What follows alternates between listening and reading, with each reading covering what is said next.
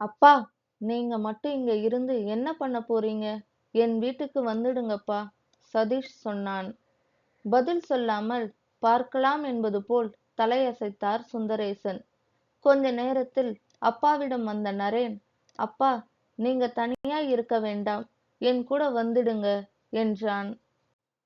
தாய் இறந்த துக்கத்திற்கு வந்த மகன்கள் தான் இவ்வாறு அழைத்தனர். 2 பிள்ளைகளுக்கும் 3 மாதம் கழித்து பதில் சொல்வதாக கூறி அனுப்பினார். 3 மாதம் கழித்து அப்பா போனில் சொன்ன தகவலை கேட்டு 2 பிள்ளைகளும் உடனடியாக புறப்பட்டு வந்து கூச்சல் போட்டார்கள்.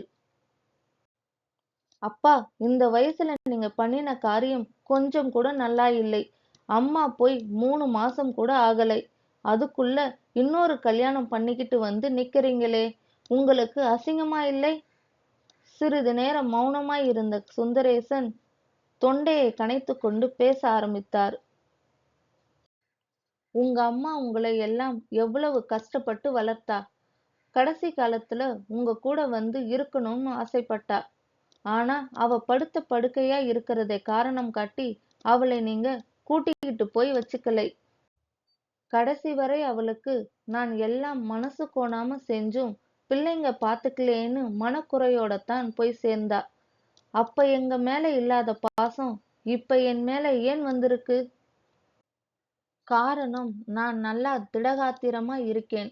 உங்க வீட்டுக்கு சம்பளம் இல்லாத காவல்காரனா இருப்பேன். என் பென்ஷன் 20,000 ரூபாயை பிடுங்கிக்கலாம்ங்கிற நட்பாசைதானே. உங்க 2 பேரையும் நான் அப்படியே விடலை. நல்லா படிக்க வச்சிருக்கேன். நல்ல வேலையில் இருக்கீங்க. வீடும் வாங்கி கொடுத்துட்டேன். கல்யாணத்துக்கு செய்ய வேண்டியதையும் செஞ்சுட்டேன். இனி யாருக்காவது நல்லது செய்யணும்னு நினைச்சேன். இதோ இந்த வளர்மதியோட அம்மாவும் அப்பாவும் வயசானவங்க. வரதட்சணை கொடுத்து கல்யாணம் பண்ற அளவுக்கு வசதி இல்ல. அதனால 40 வயசாகியும் இன்னும் கல்யாணம் ஆகலை. அப்பா அம்மா காலத்துக்கு பிறகு இவ நிலைமை கேள்விக்குறியா இருந்தது. இவளை கல்யாணம் பண்ணிக்கிட்டதால என் பென்ஷன் பணம் எனக்கு பிறகு இவளுக்கு வரும். இதுக்கு சட்டப்படி ஏற்பாடு செய்யத்தான் இந்த கல்யாணம். மற்றபடி இவ என்னை பார்த்துக்க வந்த தாய்.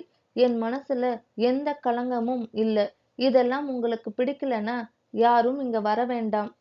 சுந்தரேசனின் வார்த்தைகள் சமட்டையாய் தாக்க பதில் சொல்ல முடியாமல் தலைகுனிந்தனர் 2 பிள்ளைகளும். இந்த வீடியோ உங்களுக்கு பிடித்திருந்தால் லைக், ஷேர் அண்ட் சப்ஸ்கிரைப் பண்ணுங்க ஃப்ரெண்ட்ஸ்.